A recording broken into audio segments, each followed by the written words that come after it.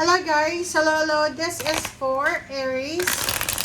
Okay, Aries, welcome dito sa aking channel, Kapalaran 888. Welcome. Alamin natin Aries kung anong messages gabay para sa inyong lahat. This is for the pink full moon na darating ngayong April. So, tingnan natin Aries, ano bang dalang message sa iyo ng pink full moon?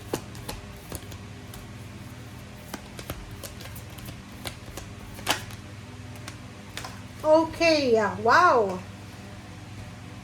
Aries, conclusions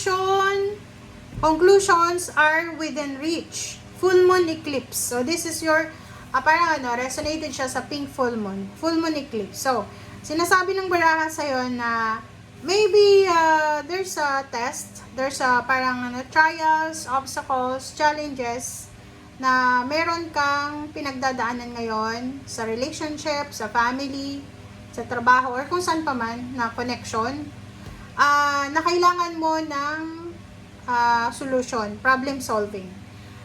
Yung full moon na to, yung full moon natin, na pink full moon ngayong April, this full moon ay posibleng magbibigay sa'yo ng chance para mahanapan mo ng solusyon, ng remedyo, ang problema mo ngayon. Okay? Kung ano man yun ang problema. So, sinasabi ng baraha sa'yo dito na kung may mga problema ka sa partnership, collaboration, kailangan mo dito ng solusyon na hindi band-aid solution, long-term na solusyon, okay? Kailangan mo mag-compromise, okay? Pero sinasabi ng baraha na the conclusions are within reach. So, kung ano man yan na conclusion, ano man yun na solution, nasa iyo lang yan, malapit lang sa'yo. Okay? So, kailangan mo lang isipin, ano ba yung kailangan kong gawin. Alright, so yun. Okay, food, number 9. Nako. Wow. There's a party. Okay? Maybe this is past or present or future, but sinasabi ng barahan na there's an incoming party na posibleng darating sa buhay mo. Okay? Sinasabi ng baraha, there's a celebration, there's a fiesta, there's a collaboration, maraming occasion ito. Malaking okasyon ang darating sa'yo. Okay?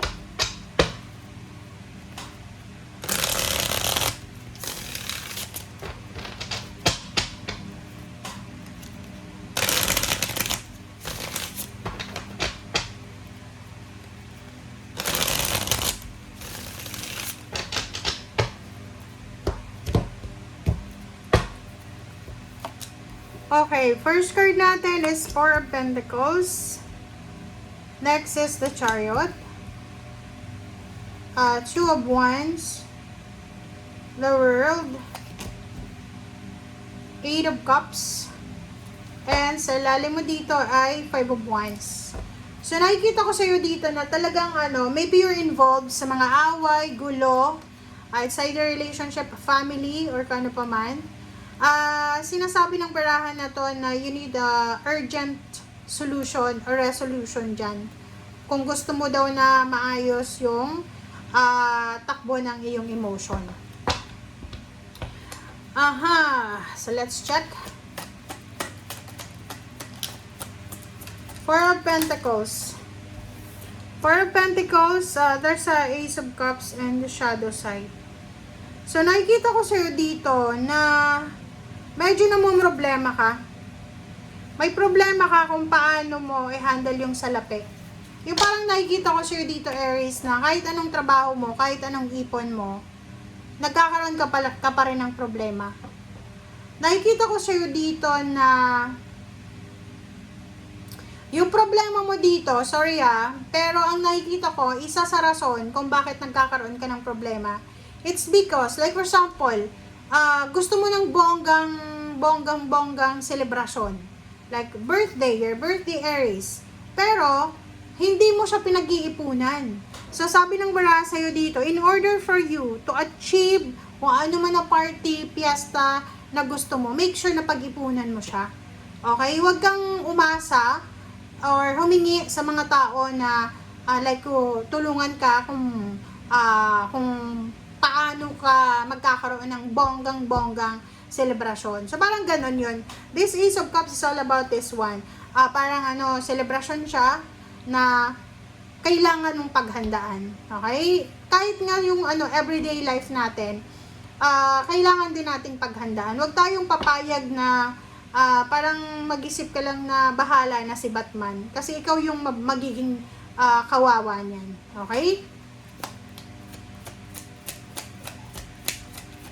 Sabi ng baraha sa'yo dito, make sure na pag-ipunan ang mga plano sa buhay. Okay?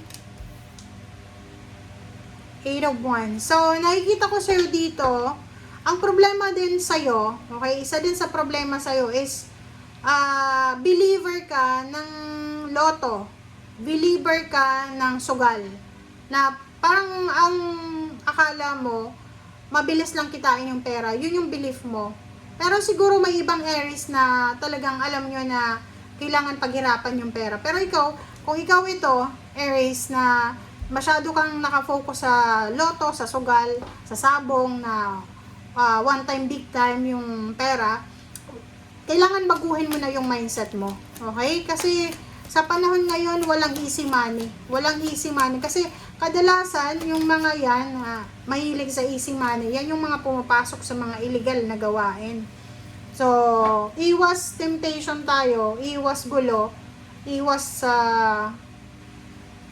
sa otoridad. Kailangan matuto tayong lumaban ng patas. Parang ganun. Knight of Cups and Two of Wands. So, dito sinasabi ng baraha sa'yo, may Aries dito na may mga tao ka na hinihinga ng tulong, na nagbibigay sila ng tulong sa'yo. It's because naawa sila sa'yo. Or pwedeng wala silang choice kasi sila lang yung pwedeng makatulong sa'yo. But sinasabi ng baraha sa'yo dito, Aries, na kung ikaw ay Aries na mahilig kang humingi ng tulong, tigilan mo na yan. Okay? Kasi kawawa naman yung mga nagbibigay tulong sa'yo. Pero kung ikaw naman ay isang Aries na ikaw yung tumutulong, tigilan mo na yung pagtulong na yan. Kasi yung tinutulungan mo ay nagiging tamad na. Okay? Oops, sorry.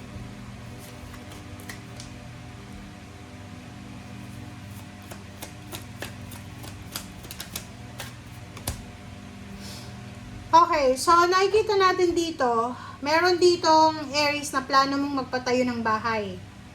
Plano mong magpatayo ng bahay, plano mong magpakasal, plano mong bumili ng mga appliances, sasakyan, or whatever. Sa panahon ngayon, wag mo muna yan na isipin. Isipin mo ngayon yung pang-araw-araw mong pangangailangan. Sa panahon ngayon, kailangan natin na isipin kung ano yung kasalukuyan.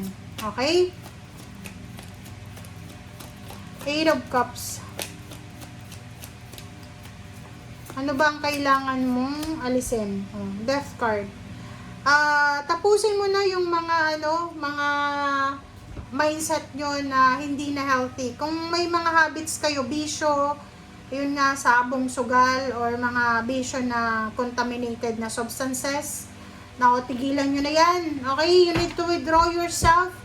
Tapusin nyo na yung mga unhealthy habits, lifestyle na yan. Sinasabi ng baraha, kung gusto natin ng maayos na buhay, kailangan nating magpagod. Kailangan natin na hanapin siya sa tamang paraan. Okay? Lumaban tayo ng patas.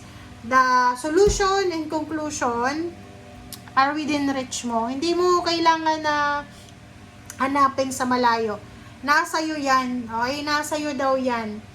And kung makikita mo dito sa ilalim na to, there's an 8 of Swords. Parang sinasabi ng 8 of Swords sa'yo na parang nasa kumunay ka. Na hindi ka makakilos. It's because maraming hadlang. I don't know kung ano yung mga hadlang sa buhay mo ngayon. Sa mga plano mo. Like, pwedeng yung iba gusto maghanap ng trabaho. Gusto mong pumunta ng ibang bansa or nasa ibang bansa ka na pero hindi ka pa rin kontento. Nakikita ko sir dito na you need to analyze the situation. Yun nga sabi ng baraha, may mga conclusion dyan sa paligid mo, but you need to be, parang realistic. Kasi minsan, yung mga solution na naiisip mo is medyo unrealistic siya. Okay? So, yan guys, ang sinasabi ng baraha. Maraming salamat. Bye!